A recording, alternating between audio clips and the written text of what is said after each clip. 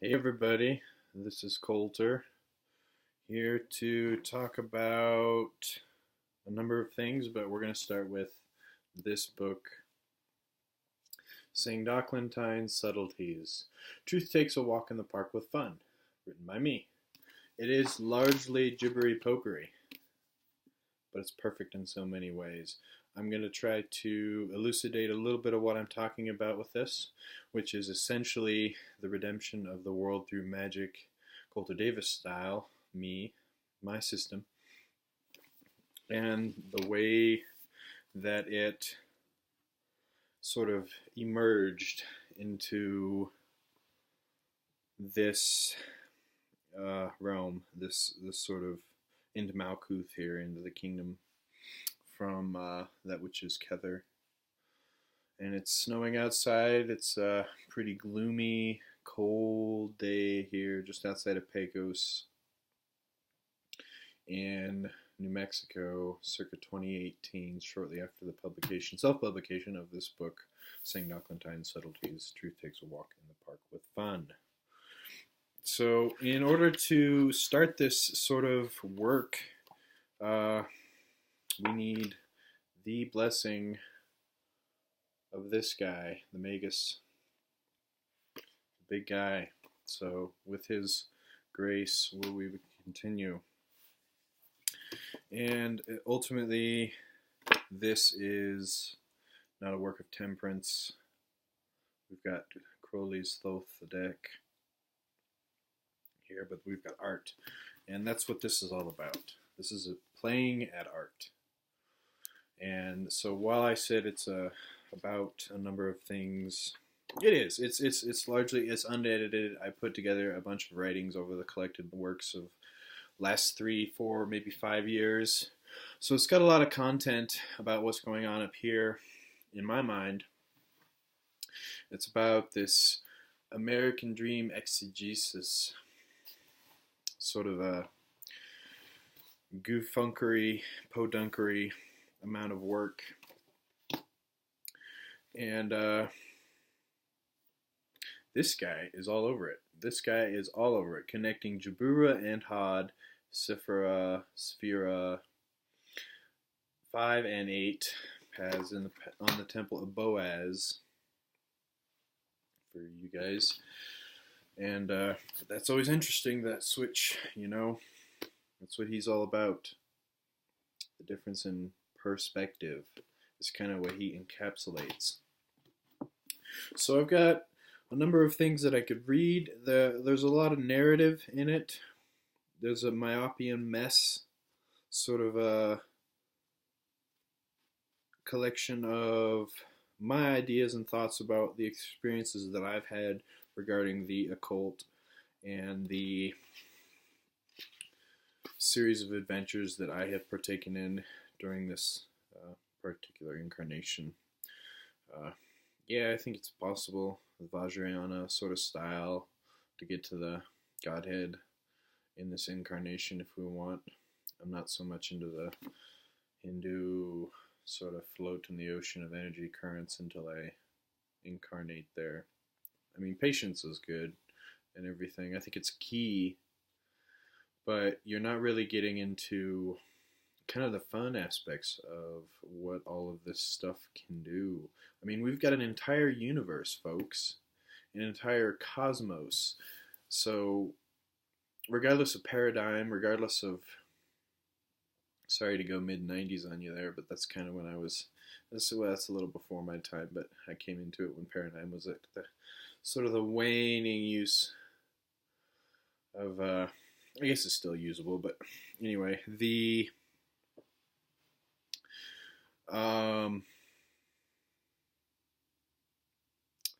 sort of the cosmos.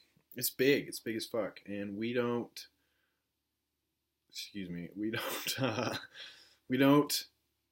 have the full picture, if we ever will, So as a magician, I think that's where it's part of the fun to, not to upset the status quos per se all the time, not to play the trickster all the time, not to deceive all the time. For one of my favorite quotes is in a Just a fantasy novel I read when I was younger. This character Elminster, written by Ed Greenwood, talked about um, when doth when thou doth weave magic, do not ever ever deceive with magic. And that's key. That's key to where I'm at right at this point in my life. You got you've got the dark side, the light side, and brooding on the fact that we've got this sort of dark side, sort of this unconscious energy with which we're working with, this sort of dark night of the soul that I think the Catholics, whichever order they, I don't have any particular names at this point, unless you're talking Aquinas or Augustine, but I don't think either of those were actually touching on the dark night of the soul. Nonetheless, I believe it to be a concept written about by the alchemists. And so that's, again, kind of what this is too, alchemy. But let me read something. I'm going to try to read several selections here, kind of things that pop out to me. It's not a book meant to be read from cover to cover. If you do, you're not going to get any sense of it. It's one of those books that's to be read Kabbalistically.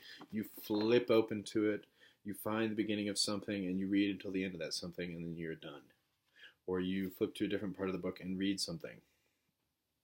You let truth take a walk in the park with fun. Read what is fun in these pages and ignore the rest. Yes, lest ye mages come undone. By Sangdoclentine. My egregor. God form of magic. Egregor becoming God form of magic. Sangdoclentine, that is. I've got slight servitors in the concepts of little dudes and things like that. Biffer, Bofer, Bomber. Caricatures, these things that come out in my mind to engage in particular tasks and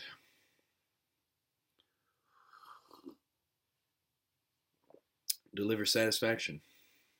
It is possible to be satisfied in the present moment. It's a very real thing. I quote my friend Tad Beavers on that. The amount of circulation I actually anticipate this getting is minimal. So it's to a select group of people. And I think my works hopefully will encourage and inspire, and then also be part of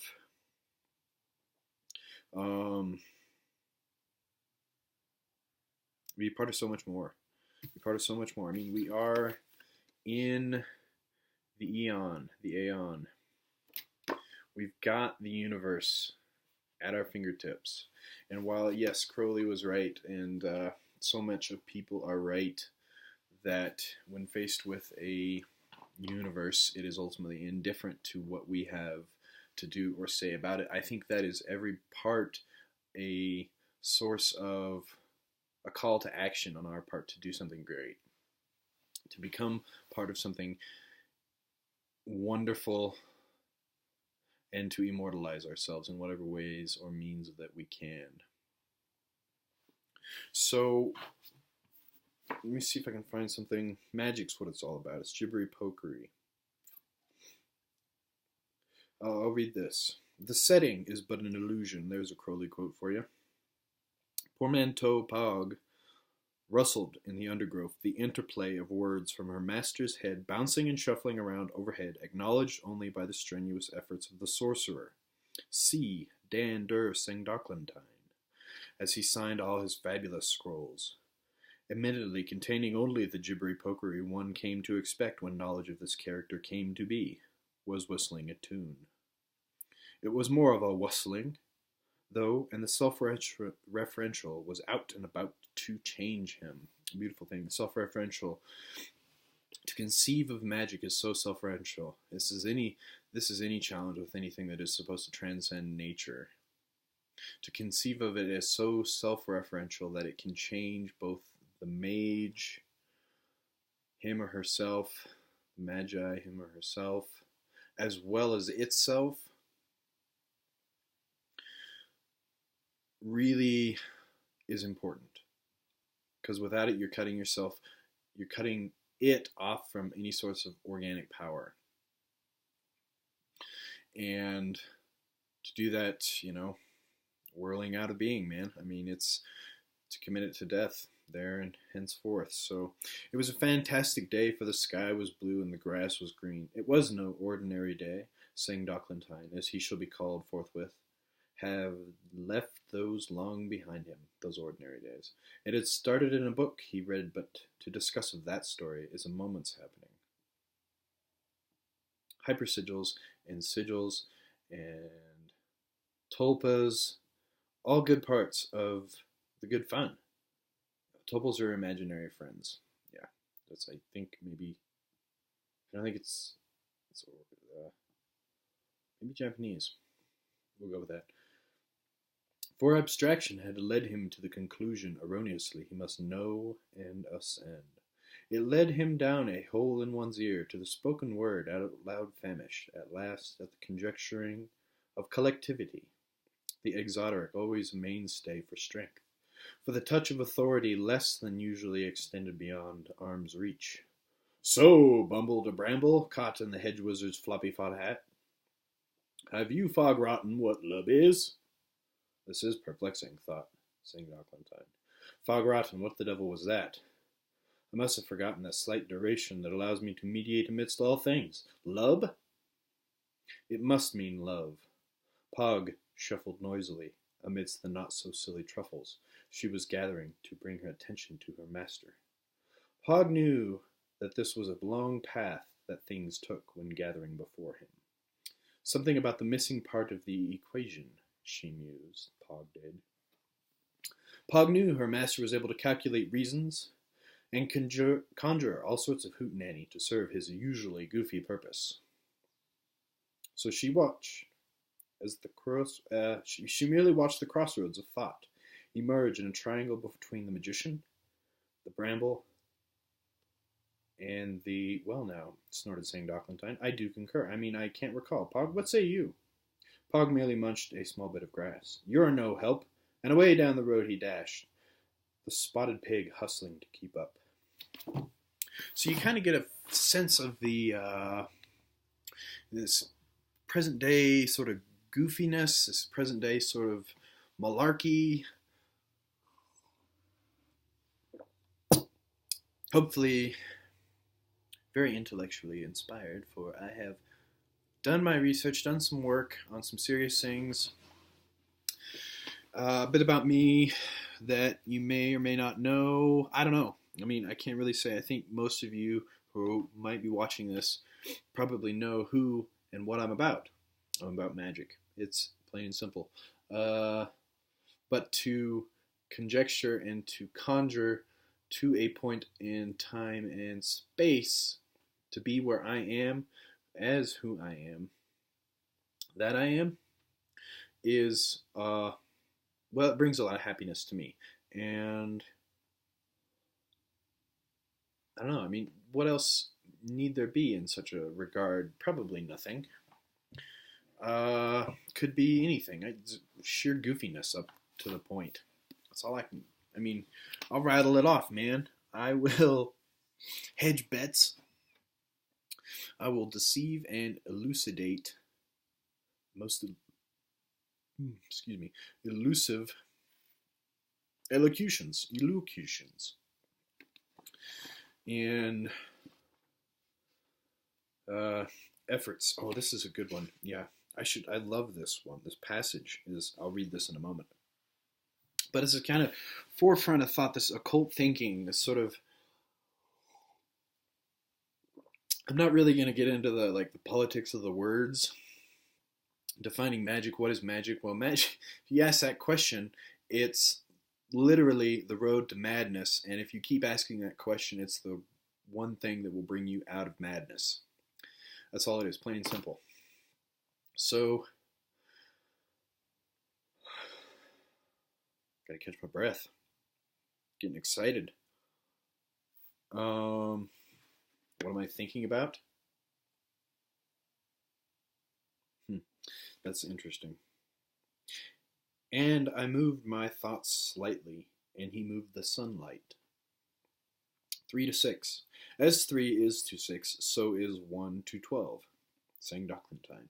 Understand there is gold. There is also gold and sun. Now do not confuse the sun with the sun, for the sun, S-O-N, is the sun's sun. The sun in the sky, sun. This, as has been written about in the books of old, of the numbers and epistles of beginnings and kings. Should be pretty straightforward there. Yeah. In order to work nature, one must be nature. Now, this strenuous effort is made less by the caput motorum, a craft that is. Copper is mixed in 5 parts 7, and gold can be made from copper alone, cannot be made from copper alone, but is aided by the mercury, an occult privilege among the learned that is twofold, of which I have already made mention of one part very closely. 10 is what we shall work with for the time being. I break from 4 and achieve 10, always. Wherefore the 4 arise, clearly there is 1. I maintain that signs and tessellations have no authority themselves.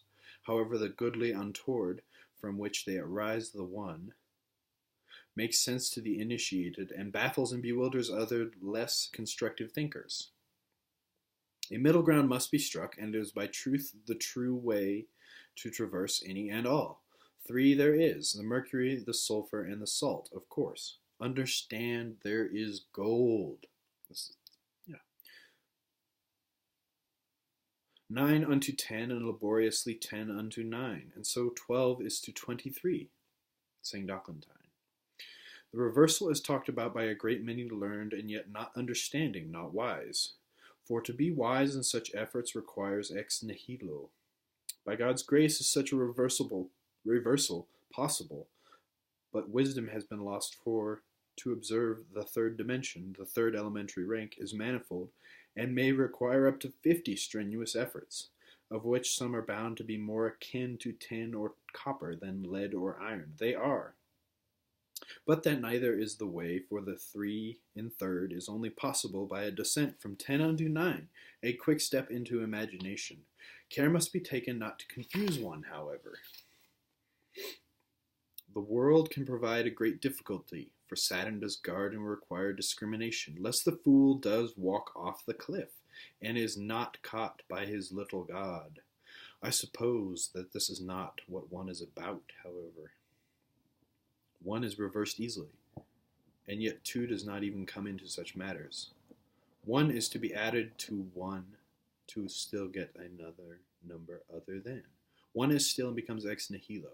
1 is spoken about here and now to get a feel for what is above. For it is true that one thing may be accomplished by somewhere. By somewhere. We'll come back in a minute here.